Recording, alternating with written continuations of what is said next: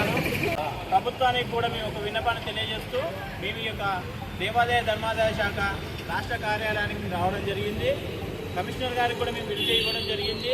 అలాగే గౌరవ ముఖ్యమంత్రి కూడా మేము ఈ యొక్క విన్నపాన్ని మేము ముందుకు తీసుకురావడం జరుగుతుంది. వేములవాడ దేవస్థానం సంబంధించిన యొక్క పూర్తి వివరాలు ఎక్కడ కూడా బహిర్గతపరచలేదు. అవి ఏమనగా డిపిఆర్ కావచ్చు, బ్లూప్రింట్ కావచ్చు, సామాన్యమైన వ్యవస్థలో ఉన్న అసలు గుళ్ళో ఏం జరుగుతున్న అంశాలను కూడా భక్తులకు కూడా తెలియజేయని పరిస్థితుల్లో ఉన్న యొక్క ప్రభుత్వాన్ని మేము కొద్దిగా ఎండగడుతూ మీరు వెంటనే ఈ యొక్క వివరాలను బహిర్గతపరచాలని చెప్పేసి మేము కోరుతున్నాము. సనాతన ధర్మంలో ఆగమ శాస్త్ర విరుద్ధంగా ఇక్కడ ఒక దర్గా లాంటివి కూడా కొన్ని ఏర్పాటు జరిగి ఉన్నవి. అది ఈ యొక్క చరిత్రకు సంబంధించింది కాదు, చరిత్రకు సంబంధించిన ఒక కలంకము. అలాంటి కలంకాన్ని కూడా మీరు దాన్ని తొలగించాలని చెప్పేసి దానికి సంబంధించిన ఎటువంటి చర్యలు తీసుకుంటారో, ఎట్లాంటి చర్యలు జరుపుతారో ప్రభుత్వం యొక్క మీ దృష్టిగా మేము వదిలేయడం జరుగుతుంది. దేవాలయం యొక్క అభివృద్ధిలో వచ్చేసి హిందూ సంఘాల యొక్క పాత్రను కూడా తీసుకురావాలని చెప్పేసి మేము కోరడం జరుగుతుంది.